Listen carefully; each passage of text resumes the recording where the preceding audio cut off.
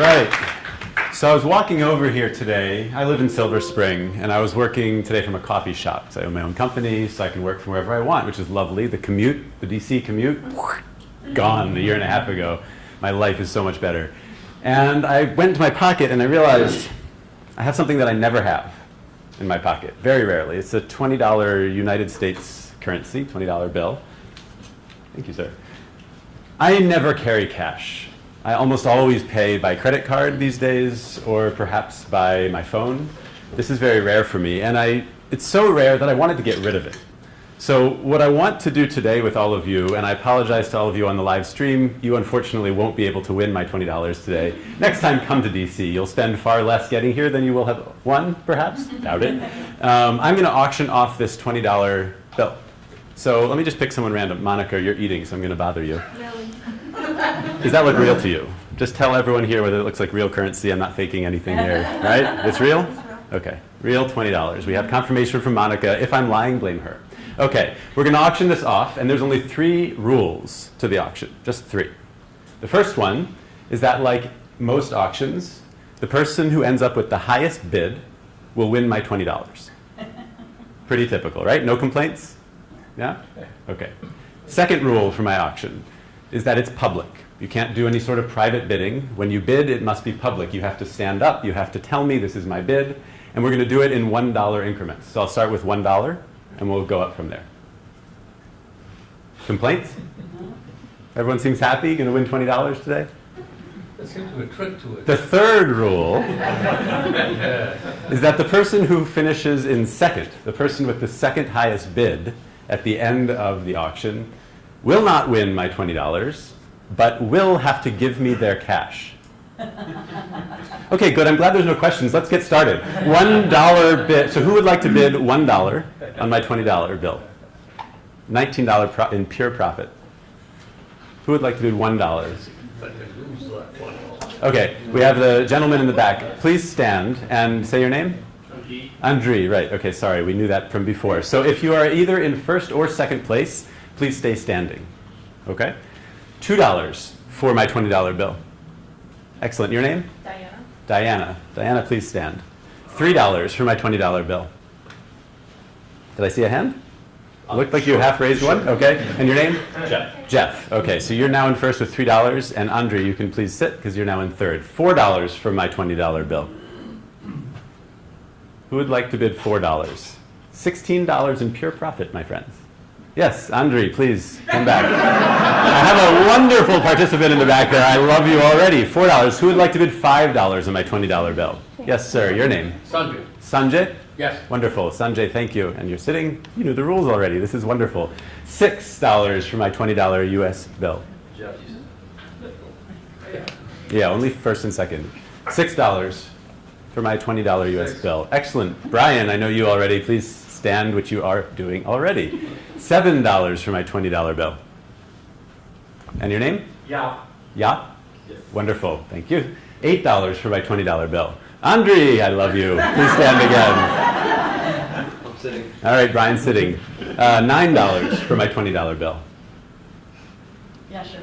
Excellent. Wonderful. And your name? Mindy. Mindy, thank you very much. $9. We have a leading bidder. $10. We're halfway there. $10 to my $20 bill. $20. No, we can't, only one at a time.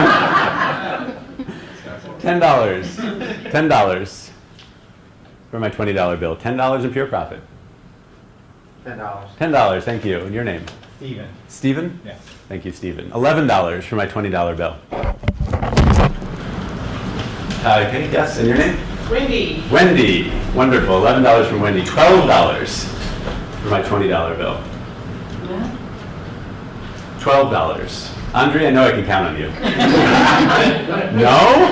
You're my man and you're my plant. I hired you. Come on. $12 for my $20 bill. I'll do it. Yes, excellent. Wonderful.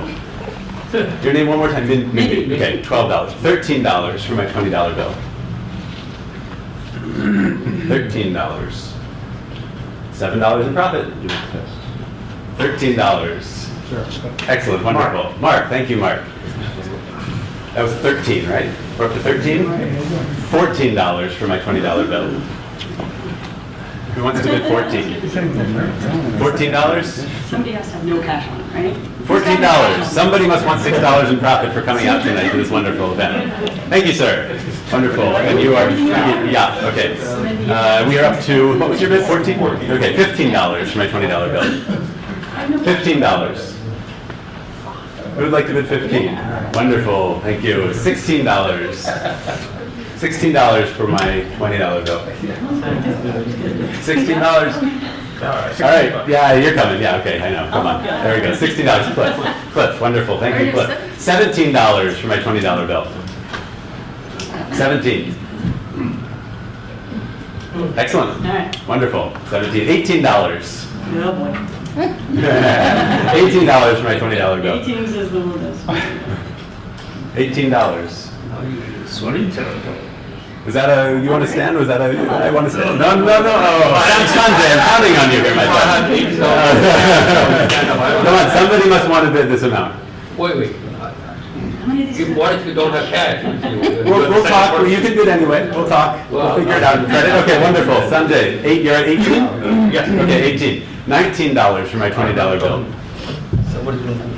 Somebody must want to bid 19 and make one whole dollar for your time here. Wonderful. Thank you very much. Please stand again. And now we get to the fun part. Who would like to bid $20 for my $20 bill and break even?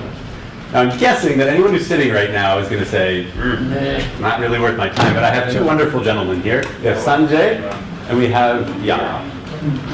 And you're winning right now at 19. I'm You're winning with 19. Okay, so you're winning right now. You currently have a $1 profit, and would you like to bid $20? See, here's the thing. Sure, okay, without any explanation, wonderful. We have Why not? somebody has now bid $20 for my $20 bill. 18 or And now I love these presentations because we get to this part. Who would like to bid $21? I love it every time. $21 for my $20 bill. Yes, and can you explain why you're bidding $21 for my $20 bill? I'm either losing $19 or losing $1. You're either out 19 or you're gaining 1. So now you've bid 21 and you're in a better position than had you stayed at You can 19. go to 50 this way. So would anyone like to bid $22? Okay, 22. How about 23? $23. Who would like to bid 23? No, we're done. You'd rather lose. You don't want to be the sucker anymore. You're done? Good sir. You're a proud winner of $20 for $22. Congratulations. We can figure this out later. I'll give it to you now. This is a real auction. We'll figure it out later. Thank you very much. And the winnings, we'll figure out a charity to donate to. I promise I won't keep them for myself. But thank you very much. Okay, why did I start with this? Does anyone want to offer any ideas? What, besides being a lot of fun and getting some smiles and some laughs, there's a purpose here. Why did I do this? Why did I start with this today? Retrospective. Retrospectives. What's the relationship between what I just did with retrospectives?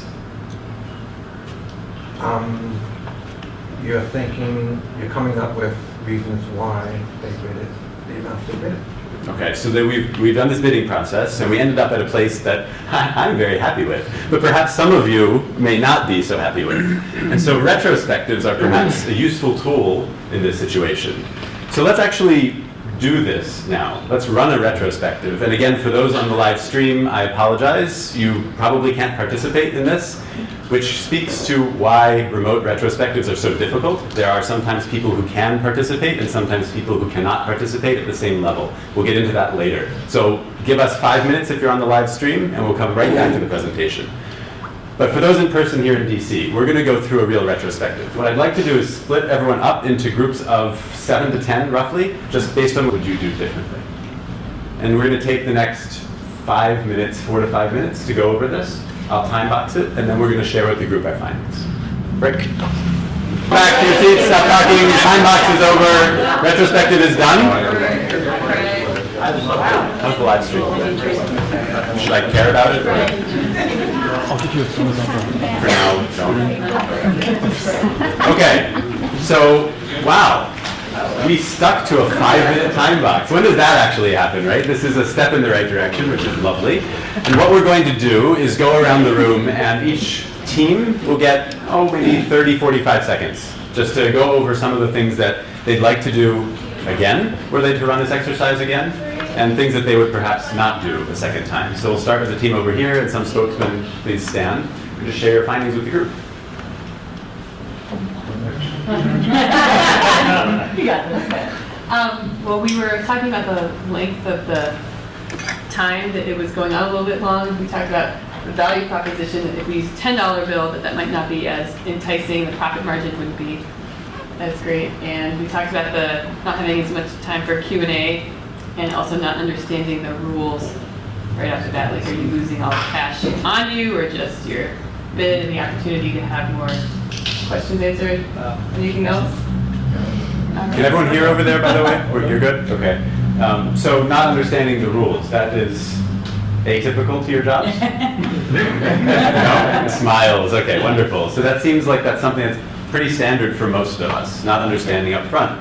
Is that a good thing, a bad thing? How can we overcome those problems? Maybe we can discover some of the answers to that today. Next group.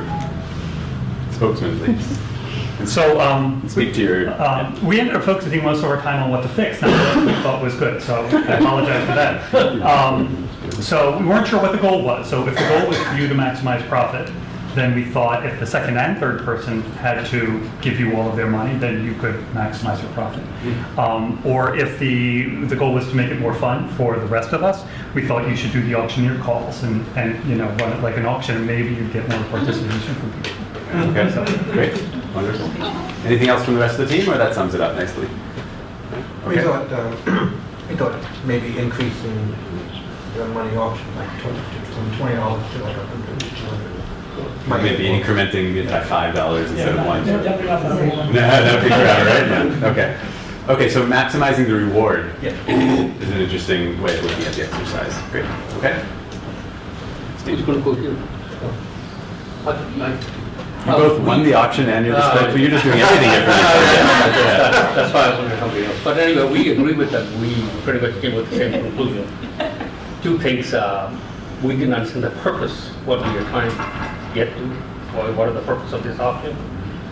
Number 2 point, like other things have said, we did not understand the rules. What exactly will happen to somebody who lost? And how do you set up things? And so those are 2 things we struggle with. Excellent. And the third thing, you had a point? Yeah, there's a lot of risk and uncertainty. So why would I even want to bid? Not knowing whether I would. You should ask your teammate here. I don't know. That's a good sport. Yep. Okay. So purpose, I heard. Seems like something that's pretty useful generally. That purpose. And then the second thing was rules, right? So what are the rules ahead of time? Yeah. And risk. And risk. How do you manage risk? Yes. Excellent. Wonderful contribution. Thank you. Next team, which is somewhere here. Spokesman. Speak to your... We talked about a couple things. One, what would keep the same, we thought the dollar increments worked well. Bigger increments might, unless you increase the amount, you might not get as much participation. And then what we changed, actually suggested having the second and third place people both paying. So that as you approach 20, you might give those people a leapfrog more so that they can minimize their So the assumption with both of those suggestions perhaps is that the goal for me is to maximize revenue. Yes. Okay. So there's an assumption in this group. Did anyone not agree with that assumption? Or that kind of was just understood? We haven't really discussed it so much. Interesting. Okay. Cool. Next group somewhere in here. So we thought of collaborating among the team and only give $1 and do $2 and stop it. That's no fun. It says maximize the value. All the members of the team can maximize the value. So sharing the wealth, okay, at the expense of me. You guys are so self-interested people. Okay. Anything else? So what else? Or we wanted to speed it up. Speed it Like up. $2 increments. Okay. So there's some boredom out of the repetitiveness of the What process. the rules are, maximizing the value. Okay. If there's a value, you do it. If there's no value, you don't do it. Yeah. Another thing we could do is put a clock on it. Have your auction start and stop after 5 minutes. And that would introduce a little bit more uncertainty as far as who's going to win.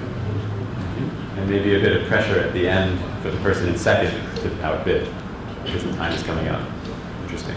So changing some of the fundamental rules of the game to make it better for all of you and perhaps faster. We don't know who has to get the maximum value, whether you or us. Okay. From our point of view, we are the ones who get more. Yeah, but maybe I'm management, so. Okay, wonderful. Is there one more group or two? Previously, we've been on the same ideas as well as bidding more frequently earlier on to maximize our enjoyment of the game. And we had some outreach from liaison from the other teams who just included that we fully supported. And have we been paying more attention, making sure that whoever was bidding, representing our consortium, had no money in their pockets. If they lost nothing. That's the one. A lot of, yeah, that would have been nice. The kind of game Yeah, okay, wonderful. So all of those are very valid suggestions. And sometimes when we work as teams, the rules are unfair. Sometimes we don't understand the rules. Sometimes we don't know what our purpose in participating is. All of these things are normal artifacts of working in a normal job every single day. And I think we all recognize that, which is part of the reason why I love this exercise so much, because something so simple as a silly auction can have the exact same problems that your day-to-day jobs can have. So the rest of the talk is going to be focused on how can we try to make those things go away using the retrospective as much as possible. Now I want to point out one more thing, which is that all of you participated in the retrospective. Is that an accurate statement? Yes. Yeah? Did anyone feel like they couldn't get their word in? Did anyone feel like they had something to say and they didn't have the opportunity to share? No. Every single person said exactly what they wanted to say. Okay, wonderful. So that's something that is very rare in a team, right? When something is as unstructured as what we just went through, typically what happens is the people who are most outgoing, the people who are most senior on the team, are the ones who dominate the discussion, whether intentionally or unintentionally. So if all of you are able to participate in an equal playing sphere today, did anyone feel like that is not representative of their actual job back home? So stand up if that's you. You feel like today was better in terms of your participation. So I'm not going to ask you to participate. Just want to get a sense, or raise your hands, or some way of, yeah. Okay, so there's a good percentage of people here, and one of the problems. Is that a question? Can we live stream people into this verification? Sorry, I didn't hear. Are you kind of live streaming people into Yeah, right. So they couldn't participate at all, and that's actually a great point, right? We're having internet Issues. problems. Yeah. So no. Well, physically attended, Yeah. you can't always count on technology. Always count on the stream. And yet again, that's a great example of why remote is hard. Technology fails. And so we can get into that later about back channels and the importance of figuring out ways of talking when you're remote. But, okay. This is a slide about me. Now, I don't like talking about myself any more than you care about hearing about who I am. So I'm going to try to get through this as fast as possible. I used to be a software developer, then I turned to Agile coach because I didn't like technical stuff anymore. I became founding my own company eventually. Now I'm here talking to you. Thank you very much. Let's keep going. Okay. Anyone have any questions about that seriously before I keep going? And about why I'm here, what I'm doing? I founded a company about retrospectives because I struggle with them. And especially if you're a remote team, it's hard to run them well. And I thought I should be the last person to ever have that problem. And so I founded my own company called Retrium to fix it. So if there are any questions about that, seriously, we can talk, but no more wasting time on me. So why do we retrospect in the first place? I love this comment, so take a minute to read it.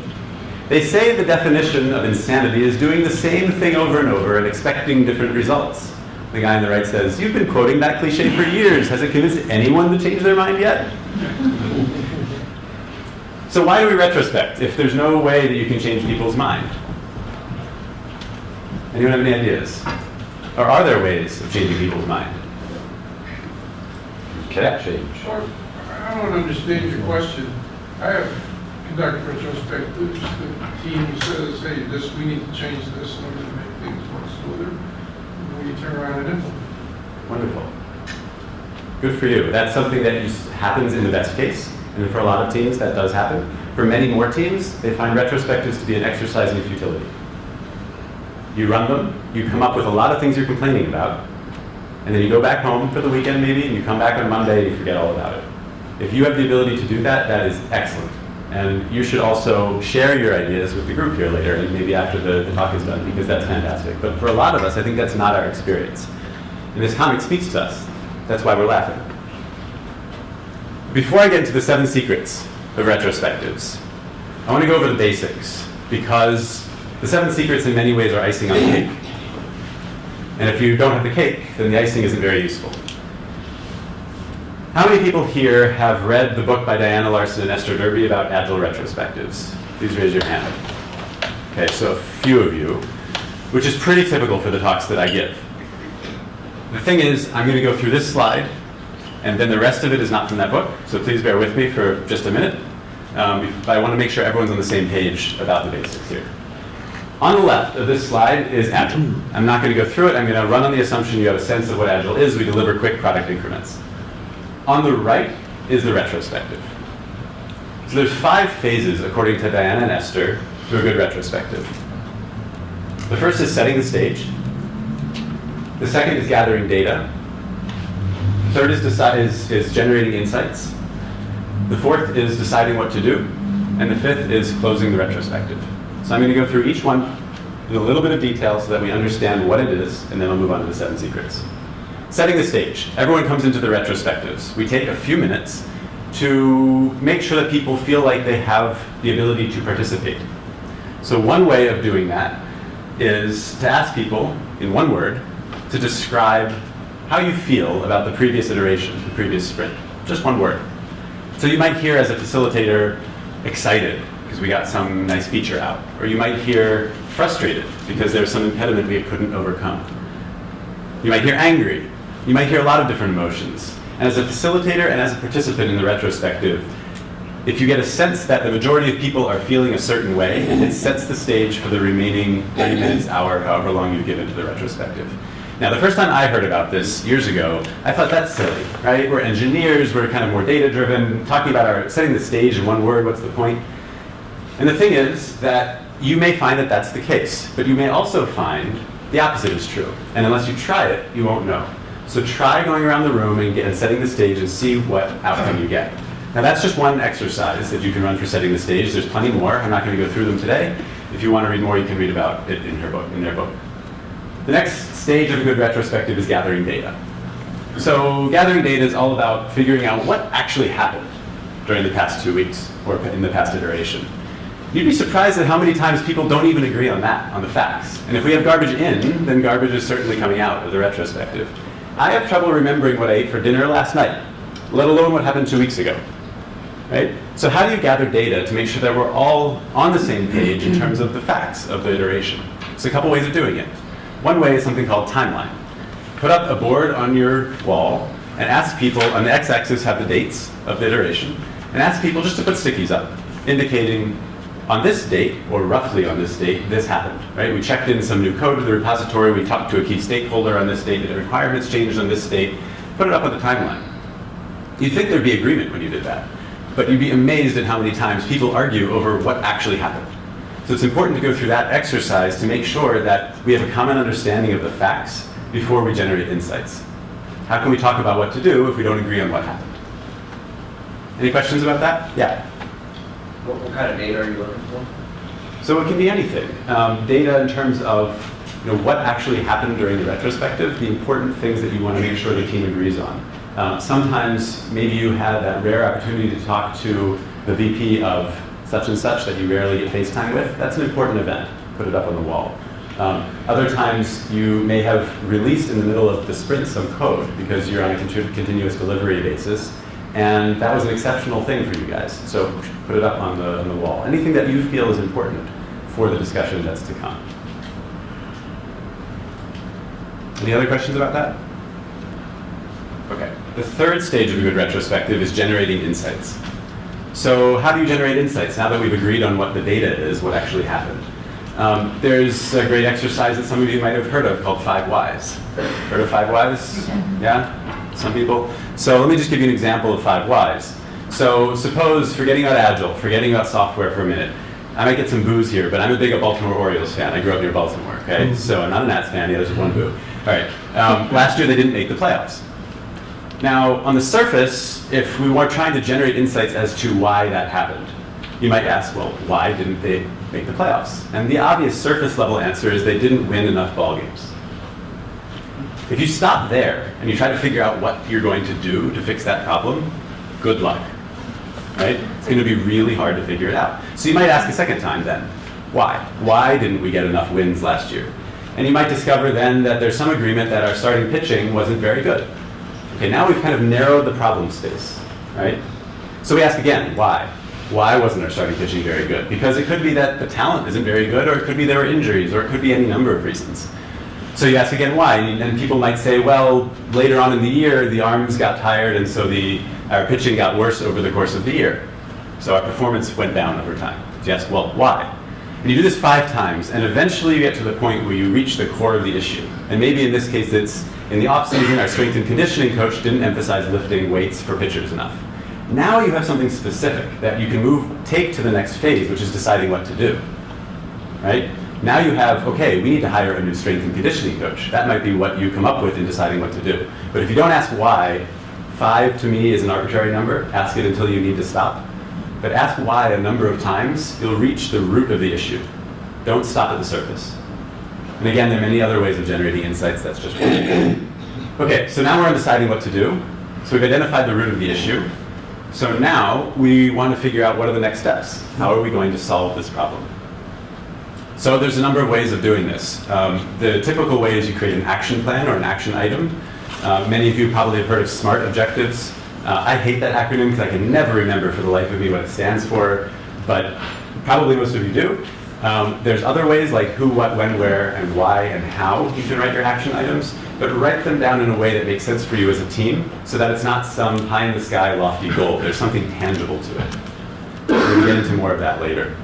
And then, now that we've decided what to do, we're going to move on to closing the retrospective. So similar to the opening, setting the stage, to me, at first when I heard about this, I thought, that's kind of silly. But here's an example of a great way to close a retrospective. And don't laugh, run a retrospective on the retrospective. Kind of meta. But take just 2 minutes and ask everyone, did this process work for you? So many people go to retrospectives because they have to, not because they want to. And maybe it's because they feel like they don't own the process. So ask them to contribute their ideas back, and you'll find what you can do to improve the retrospective next time. Great way of closing. Okay, that's the cake in about 5 minutes. There's a lot more there, and if you buy the book or you want to talk to me afterwards, I'm happy to go through it, but I wanted to at least make sure we have a common understanding before I moved on to what I call the 7 secrets. Are there any questions about the basics here before we continue? Or does everyone feel like they're experts in this? Yes? So you gathered the data, then you went to gain insights, which was, your starting point was an issue. How do you get from gather the data, where it's just, we talk to these VP, how do you select what the issue is? Because you just talked to VP. Doesn't sound like an issue. Right, right. So maybe the things on the board are not just the good things that happen, but also the bad. What if there's no, I've had retrospective where you ask what's going well, and then everything's going hunky-dory. Like there's nothing. Can you hire me? Because that sounds fantastic. Yeah. If there's nothing going bad, hang in there and wait until I talk with about one of the secrets, because there's something we can do there. It's not a waste of time, anyway. Yes? Quick question. The reason some people feel that they're forced to attend retrospective because they do not understand the process, or what could be the reason? Why? So there's plenty of reasons. One of the reasons that, no, go ahead. Yeah, the biggest thing in your mind. Yeah. So, well, there's 2 things I'd say. The first is that there's lack of follow-through. People have tried retrospectives and they see that they're not really leading to much, and it's a waste of my time. And the second is that a lot of engineers, stereotypically at least, find the emotional analysis piece of it to be not data-driven enough to be interesting. They want to be coding. They don't want to be talking about what happened, stereotypically. Not always true, but in many cases it is. And for those 2 reasons, typically, people find retrospectives either to be a waste of time or something they don't really want to participate in. Any other questions? Yes, Fred. Deciding what to do, is it important to ensure that there's someone who owns the action item or task, and also to have a date? Yes. So in most cases. Now, one thing I'll stress throughout this talk is that in Agile, there's no definitive answers to anything. There's suggestions that we can make, and they're worth trying with your team. But that doesn't mean that they're right answers for you. So in my experience for the teams that I've been with, yes, it was important to assign someone to be what I call the ambassador of that task.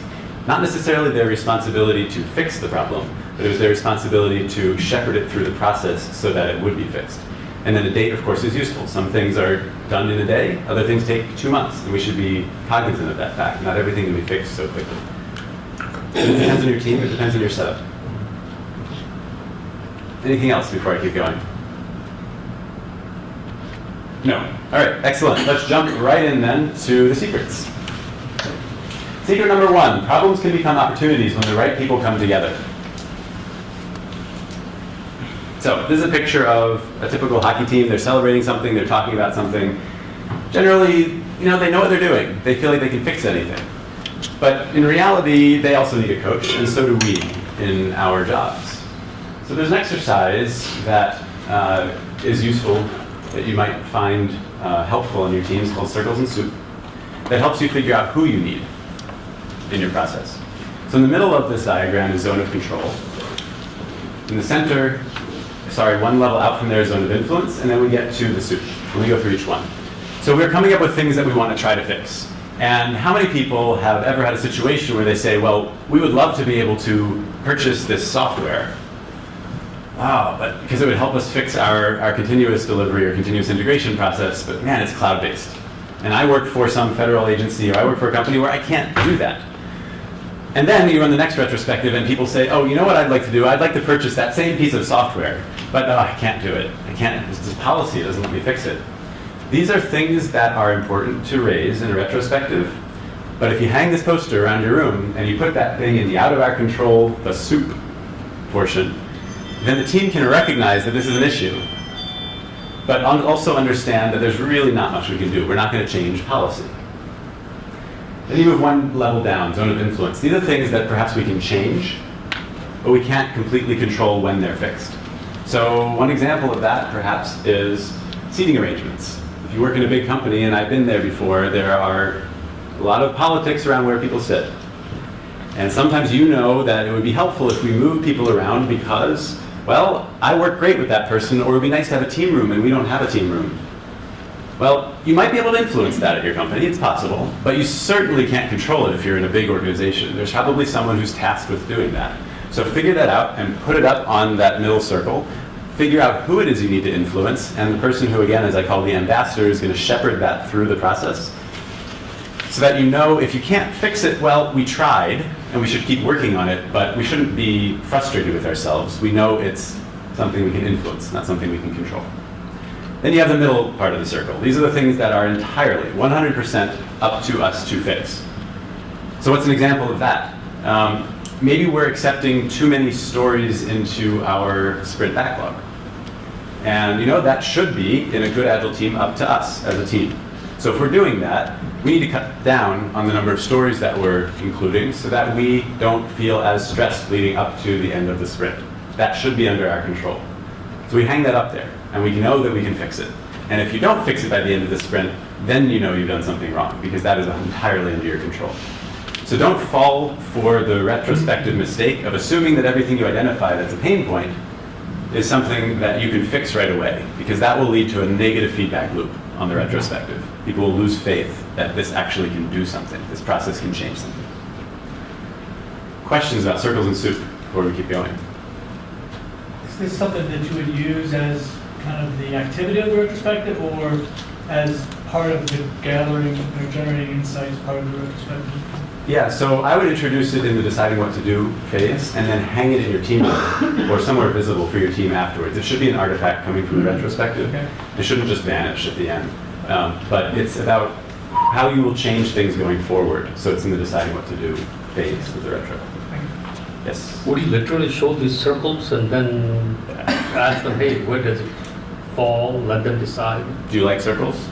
Yes. If you like circles, use the I like circles. squares. Yeah. It doesn't matter. The point of the exercise is to help you think through how you will affect change. So the team can decide whether it's where it falls. Absolutely. Yep. Anything else? Does that sound somewhat useful? Oh yeah, go ahead. In an international environment, where would you put culture to? So in which zone and why? Culture. Yes. Would So not for be- example, if you work with people from, just randomly, Philippines, someone from the US, someone from France. Yeah, it's a great question. I used to work for a big international bank, so I have been there. But I would never hang culture on this board. Not that we shouldn't try to change culture. Of course we should. But that's not something that is tangible enough to put up here. That's a statement of, it's just a word actually, it's not even a statement, culture. Figure out something very specific about what you want to do. Okay, then let's say communication, open communication. For retrospective, you need it in order to improve something. But if you pin down a problem where someone specifically let's call it root cause. So how would you handle this? For example, you speak very open in a certain team, but international-wise, it's not the case. Yeah, so there's almost an us against them type of environment, possibly? Yeah, so when you go through your retrospective, one thing that's important is to get buy-in from people on your team. If it's, we want to change culture to you, but the you says either doesn't respond or doesn't agree, then you're not going to fix anything. So you need to get buy-in first. That's step number one. You're not going to change anything otherwise. Once you get buy-in, we need more open communication. I would get even more specific from there. What does that mean? Who's going to do what and when, and exactly what is the outcome going to be? Open communication is still too lofty for me. Once you get specific enough, that's when you figure out where you're going to hang it. And if the team has agreed to work on this, it is then under the zone of control. That is our cultural issue. All right, thank you. Yeah. Secret number 2. Alone. Oh, by the way, before I keep going, I want this to be interactive, and it is so far, which is great. So if you feel like I'm boring or I'm going on and on about something, do one of these, move around the room, say, stop talking about this boring topic. I want to make this for you, right? This is, I know this, I've done this presentation many times. So if you want me to move on, just tell me, right? No harm, no foul. All right, secret number 2.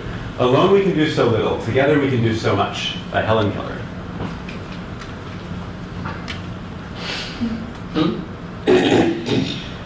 That quote is one of my favorite quotes. I love it. If Dante rewrote the Inferno, I'm pretty sure the first circle would be conference calls. And by the stickers in the room, I see you all agree. Yeah. The second you mention the word meeting, most people say, meeting. Then you bring in the conference call to the meeting, and it's, get me out of here, I am leaving right now. Nobody wants to take part in a conference call. They're awful, they're terrible. Doesn't matter what technology you use, they're the worst, right? Yes. So out of the 3 photos that you see up here on the screen, who would want to be, if you had to pick how you're participating in a meeting or a session, who would want the top right, just to make the top right, so the guy on the phone. Is anyone going to raise their hand, right? No one would prefer that over the other 3. Okay, now, what about the bottom right? Who would prefer that for their working environment over the top left? Is there anyone here? I do get people sometimes who like the whole remote thing. You should raise your hand. Yeah, me, right? So this is me every day. I love it. No one else, okay. So everyone else would like the top left. And I think it's a natural inclination for most people. We want to be physically close with others, we're human beings. And the bottom right and the top right are both somewhat similar to us. There's a distance there, regardless of whether we can see you or whether it's just on one of these. Here's the thing. If one person is remote on your team, everyone is remote. After all, if someone's working from home for one day, who's the remote participant? Who's remote? Everybody. Yeah. Is it the team with 10 on site, or is it the person at home? We're both remote. And yet there's this sense that if you have someone, that poor soul who's working from home for the day, they're the remote participant, we are still the team. And yeah. Sorry, I didn't mean to interrupt. No, please. That's happened on my team a lot, but what usually ends up happening is that person misses out because everybody else carries on with their opinion. The person's not there. Absolutely. Exactly. Happens all the time. The person becomes a second-class citizen. Yes. Every single time. And that is a huge mistake for your team. Once you have decided as a team that it's okay to work remotely, whether it's one person or everyone, you have a remote team, and you need to focus on how can we be good at being distributed, on being remote. It's not just, we're going to save some cash and so you can work from home once in a while, or I just feel like working from home and then it's just going to work out. Don't fall for that mistake.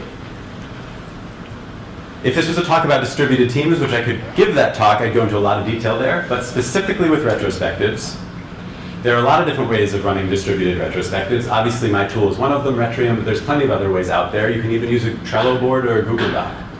But you need something to help you facilitate the process. If it's just a video call, it's going to be chaos. And the person who's calling in will feel like they can't contribute, that their voice isn't heard. And that's not fair to that person. If one person's remote, everyone's remote. Okay. Who doesn't agree with that statement? Because there's always somebody when I do this. There's always someone who says no, likes to argue with me in this one. Nobody here. I might make one comment. Okay, excellent. I love it. Go ahead. Where I work in a team with 15 people, and then they work in different office buildings, so we always have to do conference phone calls when we do weekly status reports. So in a way, we're always working remotely because our office buildings are located spread throughout the city. Yeah. So you're describing another type of remote setup where you have one team here, a bunch of people, one team here, a bunch of people, and whether it's in the same office building or same campus or same city or the world, doesn't make a difference, we're remote. And that's a very typical setup for a team. Now, let me throw something a little bit controversial out there. What if I told you that if one person's remote, everyone's remote, right? We agree on that now. What if I told you that that means that you should not congregate in a conference room to join your retrospective or any other meeting? If you have one person remote, everyone should dial in. What if I told you that? Okay, now I see some disagreement. Good. Okay, go ahead. I think in person is the most effective way of communicating. So, Okay. yeah, I understand what you're saying about that person being a second-class citizen for the day. I mean, on my team, everybody works remote one day, so you all get that second-class experience for one day. Yeah.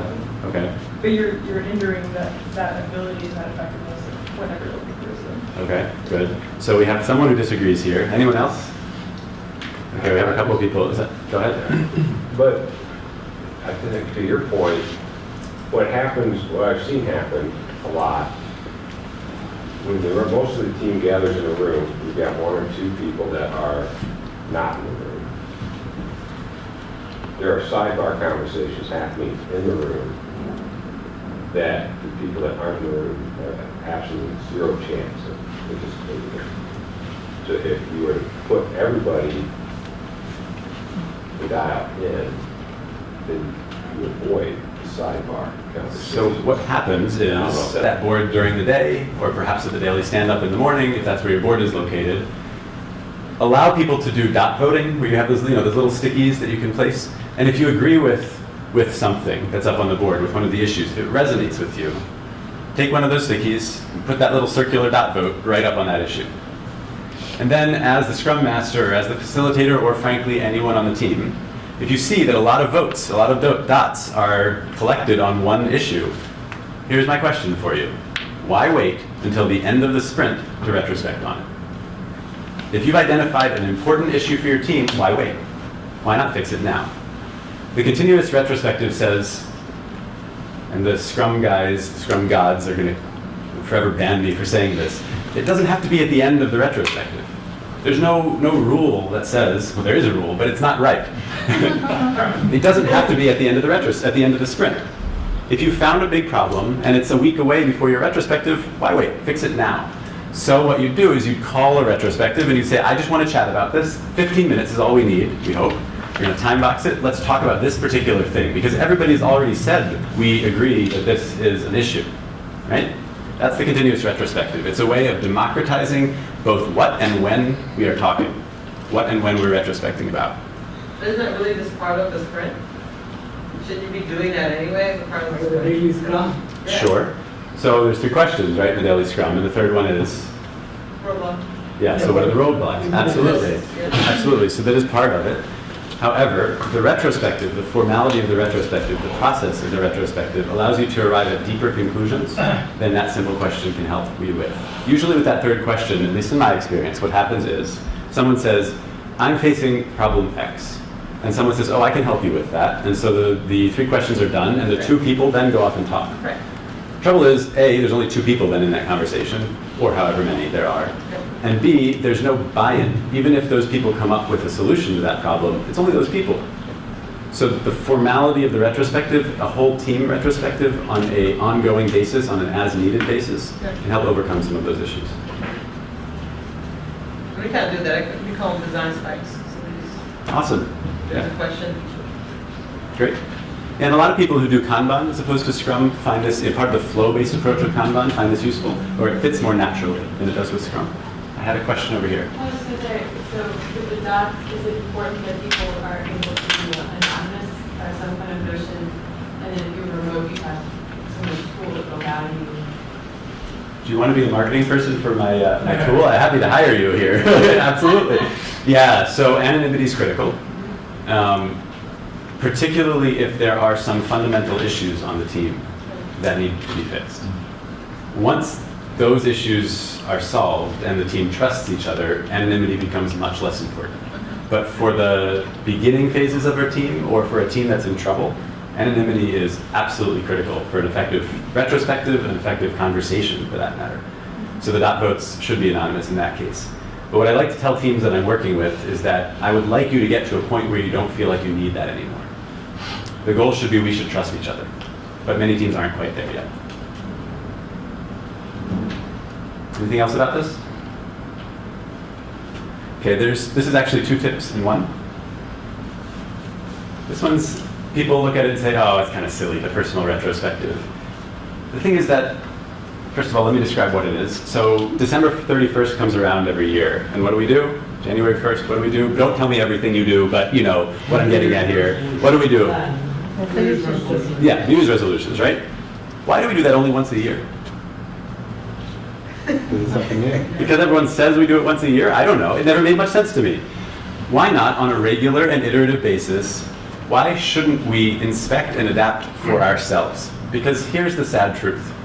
For every single person in this room, myself included, there will be times when you are the issue. Every single person here, we are all human. And if you take an opportunity every 2 weeks, or every month, or every quarter, whatever you feel is the right iteration length, to just look at yourself and say, what can I do to be better as a teammate? Perhaps that will lead to a better opportunity for your team to be productive. You don't need to do it in a formal way, you don't need to go through the full 5 steps, but just do it. Ask yourself, how can I be better as a teammate? And sometimes people look at this and say, feel a little sheepish, like, yeah, that makes sense, but I'm never going to do that. Just do it. You need to do it, myself included. Sorry, 3 tips in one. Futurespective. Anyone heard of this one? Okay, 3 or 4 people. How can a retrospective be future-oriented? So here's a couple ways. Rather than waiting until something goes wrong and looking back on the past and saying, how can we fix it? What if we redirected the question? And we said, in 6 months, we know that we have some deadline that we'd like to achieve. We'd like to push out the product at that date. What will our team look like at that time if we are successful? What are the things that we need to do as our team today to ensure that we look like that team tomorrow? That's a futurespective. Or you can ask it in a different way, which is, what are the things in 6 months that our team will look like if we are not successful? If we miss out on those deadlines, if we fail? What does that look like? And then ask yourself, what should we do as a team to prevent those things from happening? In either one of those cases, you're doing a futurespective. You're trying to prevent problems from happening rather than fixing them after they have happened. There's a couple of times when this is a good exercise to run. The first, of course, is when you're just forming a team, you're just starting your project. It's a great opportunity to look ahead and try to paint a picture of what our team culture and our team practices and processes and norms should be in the future to be effective. But most of us don't have that opportunity, right? Most of us are already in ongoing projects. So when's a good time to run a futurespective in that case? We have a big release coming up. A big release coming up, absolutely. Anything else? Doing release planning. Release planning, okay, yeah. Right now. Right now, I love it. When's a better time to do this besides right now? Every single team can improve in some ways. Why not look 6 months in the future and say, what can we do to get better? Perfect. Who likes that one? Who wants to try Retrospectives with their team back home? Some of you, yeah. So I'm going to repeat the same thing again and again throughout this talk. Not everything that I tell you is going to work for your team or appeal to you. That's okay. Pick the ones that work for you or you think may work for you and try them. And if your team doesn't like them, that's fine. So it's an experiment. You learn something. Secret number 4. How am I doing on time, by the way? What's the, I don't have a watch, so. Go a little faster. Sorry? 7:40. 7:40, okay. 20 minutes. All right, awesome. Secret number 4. Life is an experiment in which you may fail or succeed. Explore more, expect least. We talked about this a little bit already. Retrospectives as experiments. So read that statement up there.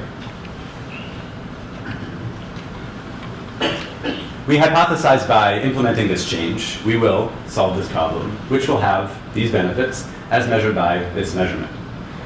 When we talked about the action plan, we talked about how should we structure the action plan, and we talked about who, what, when, where, why, how, and SMART objectives. This is yet another way of structuring your action plan that may appeal to your team. The reason is that when you come up with an idea in a retrospective, what you want to try to fix, we don't actually know if those things are going to work. They're experiments. So by structuring your action plan this way, if it doesn't work, if that action item doesn't actually fix the problem, perhaps your team won't think of it as a failure. Because guess what? It was an experiment. Like any other experiment, if it doesn't match your hypothesis, you've learned something. That's not a bad thing. You've learned something. You've winnowed down the scope of what may work, -1. Right? In fact, everything in Agile is an experiment. Right? Your sprint is an experiment. When you try things at the beginning of the sprint, you say, this is what we're going to try to build in the product. It may work, it might not. You might learn later on that's not what the product owner wanted. Guess what? Cool, that's an experiment. You learned something. Everything in Agile is a hypothesis, including retrospectives. So try this template, especially if your team is getting stuck on this retrospective thing, it's not leading to change. Well, maybe it's because the things you've come up with are not the right things. And that's okay. They're experiments. Secret number 5. If you choose 2 rabbits, both will escape. I don't know who said it. I love it. Okay, this slide, besides being blurry and hard to read, every time I look at it, and I've looked at it plenty of times, I get more and more confused. I don't understand what it's saying. So there's something about this road trip that we're about to take, and then there's somehow that's related to design and code. I don't quite understand the relationship there. There's all these things in different colors. What's the different colors? What do they mean? Why is there this line underneath? And it's just a mess, right? We don't know what this is saying. And yet, when you look at your action plans from your retrospectives, how many of them look like this? Yeah, a lot of smiles. When you look at your backlogs, how many of them look like this? Yeah? A lot of them do. There's trouble with that. It's hard to figure out what exactly we should be doing if it looks like that. On the other hand, look at this list. To do, love, dream, and smile. I bet, first of all, everyone agrees with everything up there, but that's besides the point. This is simple to understand and simple to achieve. No, not simple to achieve. Simple to understand and simple to try to achieve. It's an experiment, right? Not simple to achieve for a lot of us. However, going back to the other slide about experiments, retrospectives as experiments, if you have a couple of things that you're trying to work on, life is easier to experiment on. If you're trying to fix 20 things all at once, good luck. It's true in life, and it's also true in retrospectives. So at the end of the retrospective, if we've come up with a 20-item long list of things to try to achieve, how many of them are we actually going to try to work on in the next sprint? Maybe 1 or 2 or 3? I've never seen a team actually fix 10 things in a sprint before. It just doesn't happen. So why list all of that? Instead, list one thing. Just one. And after you've proven that as a team you can fix that one thing in your sprint, then try 2. And after you've proven you can do 2, try 3. And eventually you'll find your natural limit, the point at which you shouldn't list anything else out anymore. And stop there. Everything else we can talk about later. Simplify, simplify, simplify. Secret number 6. Somewhere in this small world, you could find a place where everyone appreciates you more than you think you deserve. Again, a little blurry, I apologize for that. But the deepest principle in human nature is the craving to be appreciated. I know for me, I've been on teams where it was just constant criticism and tension in the team. All we did was criticize each other. We criticized people who were on the remote location. We criticized our stakeholders. It was just constant criticism. And yet we all have this deep need to feel like we're important and to feel like the work we're doing is appreciated. The problem, and how this relates to a retrospective, is that the problem with retrospectives is that they tend to focus on the negative, naturally, right? We're trying to focus on what is it that we can do to get better, which is a negative connotation to it. Why not open the retrospective, rather than the one-word check-in, open it with an appreciations exercise. Go around the room and say, I appreciate Fred for helping me out when I was sick for a day and doing a little bit of extra time last week. And go around the room and ask people to do that. Alternatively, why not close the retrospective with an appreciations? Because you've just done this deeply difficult exercise, and we're tired, and we're a little bit frustrated that things aren't going better. Why not close with something positive, the appreciations? It'll make people feel better about the experience and feel like we have a team, an actual team. Now, engineers, stereotypically, may say, I don't want to do that. Try it once. If they don't like it, don't do it again. But sometimes what you'll find is that people will like this just because they're people, even if they're introverted, for example. All right. Yeah. No, I just did this like at my last retro, and it worked really well. And Fantastic. people were surprised. Some people were like, I didn't know you felt that way about me. So it was really an exercise. Awesome. I love to hear it. There's one thing I'll point out, there's danger zone with this exercise that you need to be aware of. If you have a team that looks like this, star performer and everyone else, don't ever run this exercise. What's going to happen is everyone is always going to point out that person as the one we appreciate for all the work that they do. That makes the situation worse, right? Don't do that. However, if there's a situation in which there's kind of even opportunity to contribute, this is a much better exercise to run. Last secret. A team is not a group of people who work together. A team is a group of people who trust each other. Yes. Has anyone ever heard of, not from Star Trek, but the retrospective prime directive? Yep. Yeah? A couple yeps? Okay.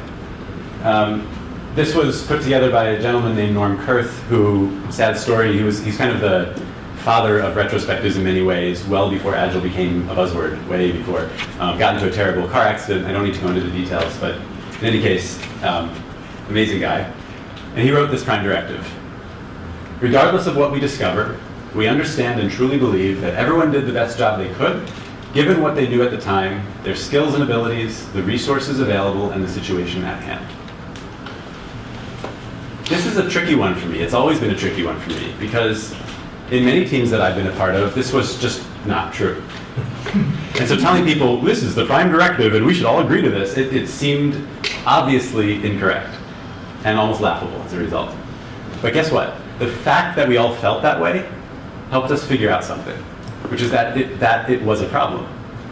Without this prime directive, we kind of assumed that our team culture and norms were what they should be. It was just the way it was. There's not much we can do about it. This helps you figure out what you should be aiming for, so that everyone always tries to do the best they can do, given what they knew at the time, their skills and abilities, the resources available, and the situation at hand. Now there's one more thing I'll mention about this, which is, if you find that your team is not capable of really, honestly saying this is your situation, at the beginning of your next sprint, print out this prime directive and give a copy of it to everyone and ask people to sign their name underneath. It sounds silly, but there are a lot of studies out there that show that when you sign your name on something, for some reason, maybe it's because it's tactile, I don't know, all of a sudden you feel more committed to it. You've just signed. And remind people to hang them and say, this is what we're trying to achieve this sprint. It might not be fully successful, but the fact that at the beginning of the sprint you're trying to set the norm for how we're going to contribute for the coming 2 weeks, or however long your sprint is, can help. So that's the prime directive. Now, I'm done with my secrets. This is an ebook that my company's put together. We asked 21 Agile experts from around the world, what's the number one thing you do to make your retrospectives successful? It's completely free. If you're interested in hearing their tips, you can go ahead to that and go to that URL or scan the QR code. There's no obligation for anything, totally free. And it's a great compilation of world-class Agile coaches talking about retrospectives. Highly recommend downloading it.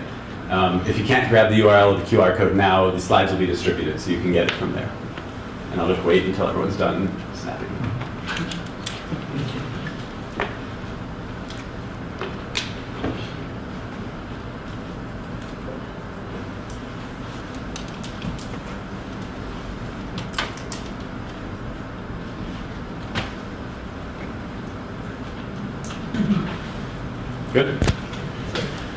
All right, I'm done. Those are the 7 secrets, plus the cake. So I'm open for questions and answers, or we can jump right into mingling and beer. It's up to you. How much time do I have for Q&A, by the way? 10 minutes. 10 minutes, perfect timing. Wonderful. Fred, you have a question? Can you back to the previous slide? Yeah, I can. Any other questions besides the slides? Yes. There was a mention about everything going on very well in the project. You said you would address it in the Appreciations. Okay. It's an opportunity because we as a team and as people tend to forget to compliment each other. It's much easier and much more natural to criticize. A retrospective is a frequent and ongoing opportunity to remember to appreciate each other.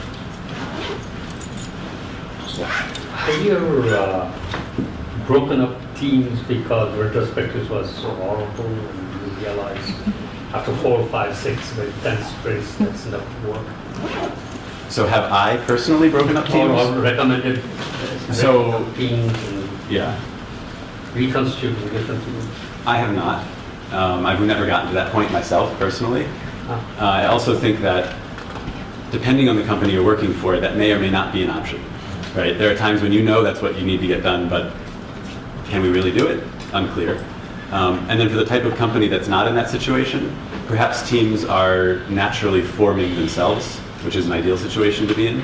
And therefore, it shouldn't really be the Scrum Master or the Agile coach imposing their will on the team, saying, you guys are just terrible at this retrospective thing, break up. Right? It's probably not a natural progression for a team, even a bad one. But if anyone else has been in that situation, I'd be happy to hear. I haven't myself. Currently, our retrospectives are more like, so how did you feel this sprint went? What did you do better? What did you like? That kind of thing. And usually people say, oh, it was okay, or something like, I feel like we could have pushed the sprint a little faster, that sort of thing. Kind of very lukewarm stuff. How can you get them to actually give proper input? Otherwise we're wasting this time, Mm-hmm. Absolutely. Before I answer, does anyone have any input there? So did everyone hear the question? Yes. Yeah? Anyone have any ideas before I answer? Yeah, Go ahead. One thing I've done with my teams is pick specific themes that you see in your sprint and do like column areas. So maybe it's tools that you use, interactions, communication, stuff like that. And I'll do like a rotating flip chart where you have 2 people at each chart and they rotate to the subject and they write things down. And the next group comes with a check next to things they agree with, or an X with things they disagree with, or question mark for more information. And at the end, you can pinpoint, all right, these are the common themes that everyone's agreeing on, and kind of drill down into those. And it takes a little bit of the uncertainty out of it and kind of pinpoints the discussion. Okay. Anyone else have suggestions? Yes, yeah, you can ask them to be very specific. What exactly went well? Mm-hmm. Not just, oh, okay, it was okay. Mm-hmm. What went well? And what could be done specifically, not generalities. That's one of the things. And make them do it.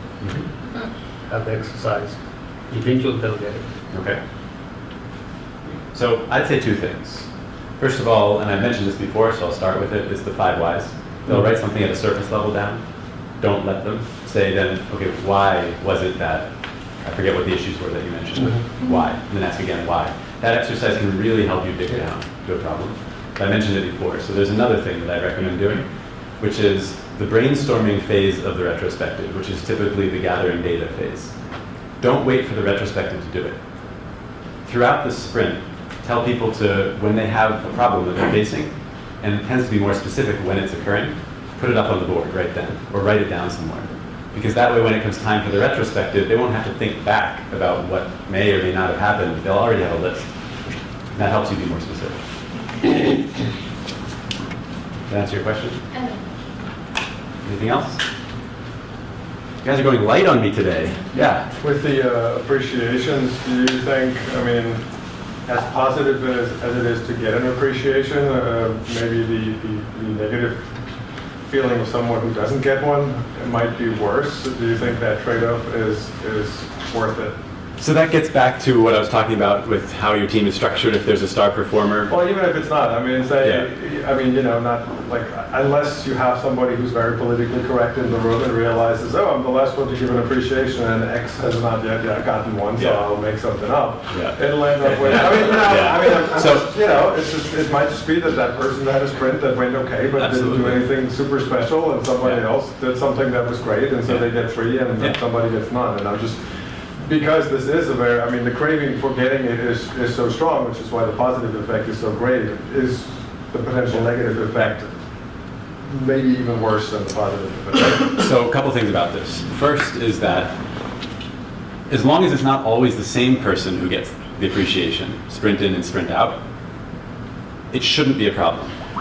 Because there should be an opportunity for everyone to get their appreciations over time. So that kind of goes to my following question. So you want to do this either regularly or maybe not? Exactly. And I'd highly recommend doing it regularly, again, simply because we all crave as human beings to be appreciated, so why not? I just want to, because I just did it for my team, but one person stood in a circle. It's like 365 degrees of appreciation. So you had to say something nice. Mm-hmm. So you had to say something nice, or you had to make sure you said something nice to someone? But like you're standing there in the middle, everyone had to go around and say, well, one thing they appreciate about what you did. About every person in the room? Yes. But Okay. You're that one person and everyone is going around you and saying that one thing that they appreciate. Maybe, and if it worked for you, great, like I've been saying this whole time, but there's something to be cautious of there, which is if you're forced to say, I appreciate something about you, even when maybe you really didn't appreciate much about that person, that will come through. And it can decrease the effectiveness of the exercise. You want to be truthful. You want to make sure that this is something that really means something. Well, they, right? they actually did. Afterward, everyone was just, Great. that's the best they had been. Really. So if it worked for your team, fantastic. For some teams that won't work because it'll end up being more of a made-up appreciation session. Just be careful, that's all. I've got a more fundamental question. Why would there be such a superstar in a agile team? Oh.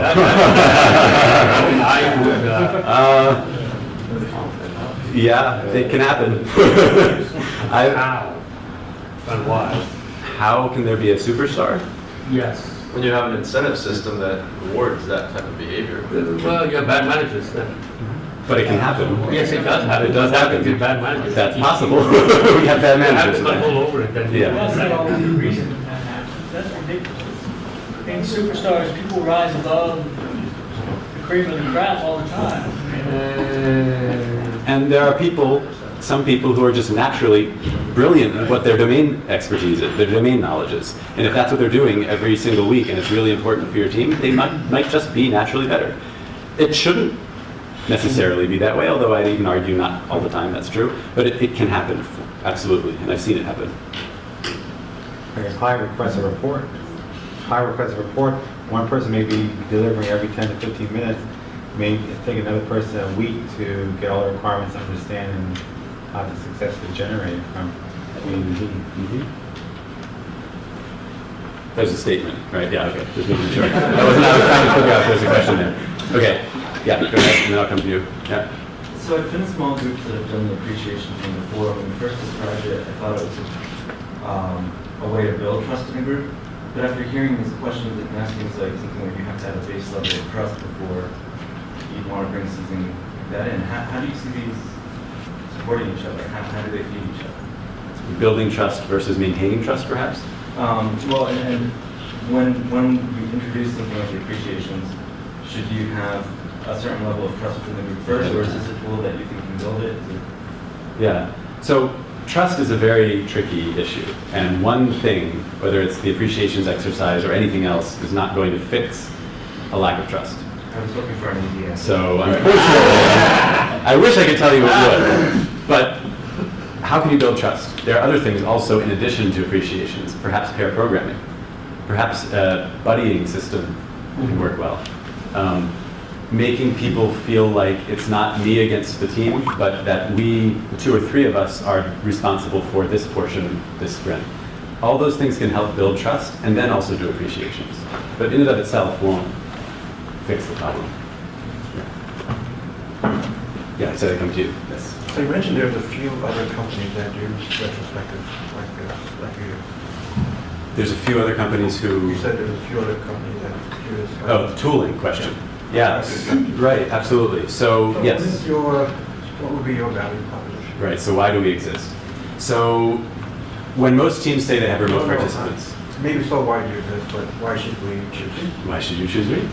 Okay, I wasn't going to go there, but if you ask the question. All right, you're a distributed team. The default way of running a retrospective is conference call or video chat, nothing else, right? Obviously, for all of us in this room who now know a lot about retrospectives or who have a lot of experience with them, that's a terrible option. You need something, post-it note, something. The next better way that I've seen is people choose something like Trello, which then can emulate cards like you'd have in a room. Does everyone know Trello? It's like a list and card-based system. Or Google Docs where you have spreadsheets. You can kind of make that into cards. The trouble with those things is the following. One is that you as a facilitator need to set up those tools to even remotely look like what you'd have in an in-person team. And then after you set them up, they don't do anything to help you facilitate the retrospective. You can do anything you want at any time in a Google Doc. So if now is the time to be doing gathering data, Trello is not going to enforce that. And so especially if you're remote where people have this tendency to go off and do their own thing, you can vote at any time, you can add cards at any time. It's not an appropriate environment for retrospective. So where we come in is we help you facilitate a good retrospective.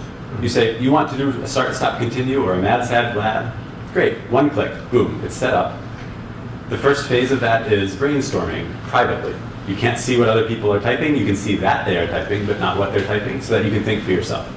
After that's done, we move to grouping. We're supposed to group cards together that have common elements. We're going to find with 10 people in a retrospective, there's a lot of things that are similar. So the tool will only in that phase allow you to group things together.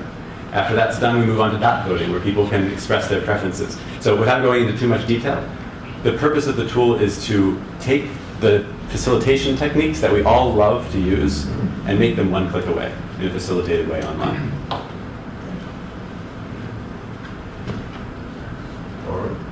So, okay, we can keep going? This wasn't the question.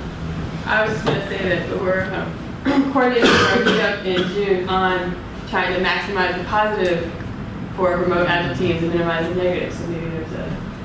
We should talk, yeah. Yeah, collaboration. So it sounds like we'd have a great discussion here today. Absolutely.